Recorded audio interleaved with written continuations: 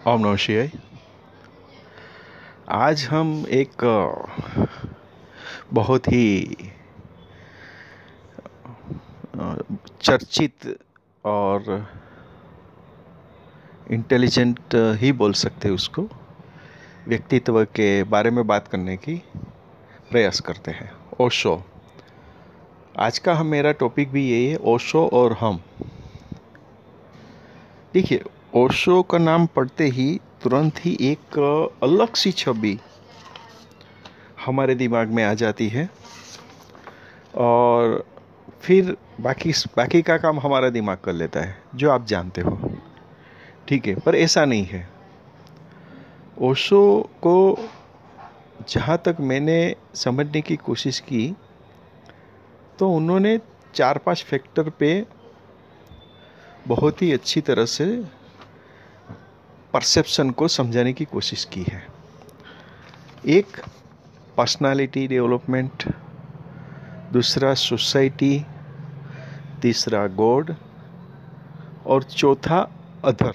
मैंने इसको ऐसे 4 कैटेगरी में एलोब्रेट किया। देखिए, होता क्या है, ये सब जो लॉजिक है ना, वो लॉजिक को समझने के लिए और समझाने के लिए बोल्ड बनना पड़ता है। जब आदमी बोल्ड यानी बहादुर हो जाता है, या दूसरी लैंग्वेज में कहे तो ऐसा बोल सकते हैं कि भाई, जब हमारे मन को हम जब एकदम से सुदृढ़ और सुव्यवस्थित कर लेते हैं तो काफ़ी सारी चीज़ें हमारे दिमाग से क्लियर हो जाती है। तो चलिए मुद्दे पे आ जाते हैं कि पर्सनालिटी डेवलपमेंट और ओशो वो कैसे संभव है। तो देखिए, पर्सनालिटी डेवलपमेंट जब हम बोलते हैं तो फिर वही जो आप लोगों ने अपनी एक सोच में पर्सनालिटी डेवलपमेंट क्या होनी चाहिए, कैसे होनी चाहिए, उसके बारे में आपने कहीं सुना होगा, कहीं से भी जाना होगा। ये सब बात आ जाती है, जो अपने दिमाग में एक विजन से आ जाती है। एक पर्सनालिटी डेवलपमेंट का मतलब ये होता है, ऐसा नहीं है।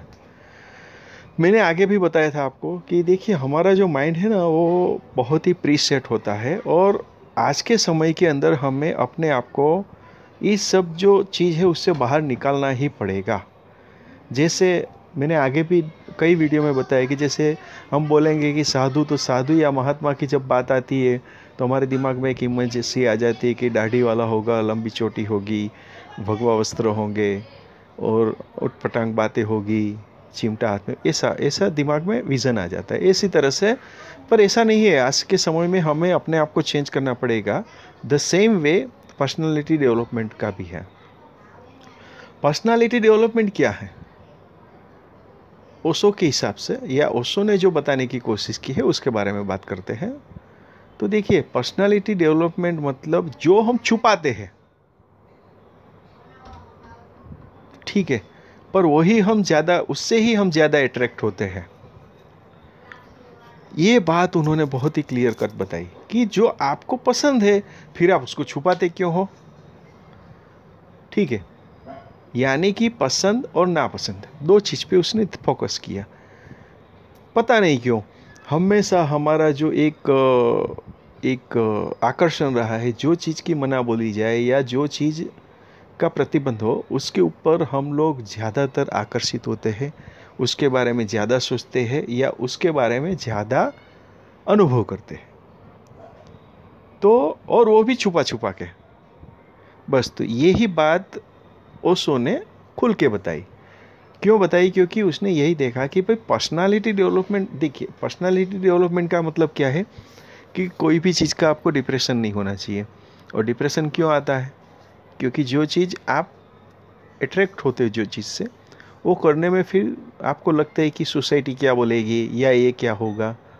ठीक है, तो ये बात हो गई। तो ये खुल के बोला है उसने। एज जो है मतलब सोसाइटी, यहाँ पे दो चीज़ एक साथ ले लेंगे, पर्सनालिटी डेवलपमेंट और सोसाइटी, क्योंकि सोसाइटी का रिफ्लेक्शन पर्सनालिटी डेवलपमेंट पे पड़ता है। कई बार हम लोग यही सोचते हैं, लोग क्या कहेंगे। ये एक स्टैंडर्ड सा हमारे दिमाग में एक इनबिल्ट फिट हुई बात है। हम कुछ भी करते हैं या कुछ भी करना चाहते हैं तो उसके अंदर पहले ये सोचते हैं कि लोग क्या कहेंगे। हम ये कभी नहीं सोचते कि हमें क्या अच्छा लगता है या हमें क्या करना चाहिए। हमें क्या अच्छा लगता है वो तो हमें पता होता है, पर वो हम करने से पहले एक बात आ जाती, क्या लोगों को पसंद आएगा या लोग क्या कहेंगे। बस यहीं से हमारा जो डेवलपमेंट है वो रुक जाता है। उसका इतना सिंपल सा कहने का तात्पर्य था या है। हम लोग क्या करते हैं, हम लोग यही करते हैं कि इस बात को न समझते हुए उन्होंने एक टॉपिक बहुत ही इंटरेस्टिंग और थोड़ा ये डिस्प्यूटिंग, मतलब या तो चर्चित विषय बोलेंगे, डिस्प्यूटेड तो नहीं पर चर्चित विषय, जैसे एडल्ट्स के बारे में। तो एडल्ट्स के बारे में जब भी उन्होंने बात की और थोड़ा सा उसने खुल के बोल दिया, ठीक है, तो उसके अंदर सब लोग बस यही एक नस पकड़ के चल गए कि ओशो में जाने से ये होता है, ओशो में वही जाता है जो शौकीन हो, रंगीन हो। ऐसा नहीं है। आप उसको समझिए। उसको समझने के लिए ये थोड़ी सी बात है, उसको आप अपने हिसाब से भी ले सकते हैं, ठीक है। जब हीरा है, हीरा जब कच्चा होता है तो कोई भी उसका कीमत नहीं आंक सकता, वो हीरा को घिसना पड़ता है। यानी कि उसके अंदर जो भी अशुद्धियाँ है या जो भी बाहर की आवरण है उसको निकालना पड़ेगा। तो बस यही बात है। हमें अपने आप को अगर तराशना है, हीरा बनाना है, तो ये जो भी आवरण है हमारे अंदर, ठीक है। जैसे ओशो के बारे में बात हुई, तो मुझे पक्का विश्वास है कि ओशो के बारे में लोग जानने के लिए तुरंत ही इसको सुनेंगे, पर ऐसे सुनेंगे कि दूसरा न जाने कि आप सुन रहे हो। तो ये भी एक लिमिटेशन हो गई ना। लोग क्या कहेंगे, या ओशो का सुन रहा हूँ तो कुछ गलत बोल दिया या ऐसे कुछ एडल्टरी बात हो गई तो क्षोभ अनुभूत होगी, तो ये सब बात आ जाती है। ऐसा कुछ नहीं है। फिर भी ओशो को समझने के लिए एक ब्रॉड दिमाग चाहिए, ब्रॉड सोचना पड़ेगा। अगर ब्रॉड हो गए तो हमें ही फायदा है, यानी हमारी पर्सनालिटी डेवलपमेंट हो जाएगा, ऐसा मेरा मानना है। यहाँ पे ऐसा कुछ भी मतलब नहीं है, या ऐसा कोई भी उसका कहने का तात्पर्य नहीं था कि अपने आप को आउट ऑफ कंट्रोल कर लिया जाए। हर एक चीज़ के अंदर एक लिमिटेशन होती है, अपने आप को उसमें रखना ही चाहिए, अपने दायरे में ही रखना चाहिए। ये एक कॉमन सी बात चलती है। अभी उसके बाद हम बात करते हैं गॉड के बारे में।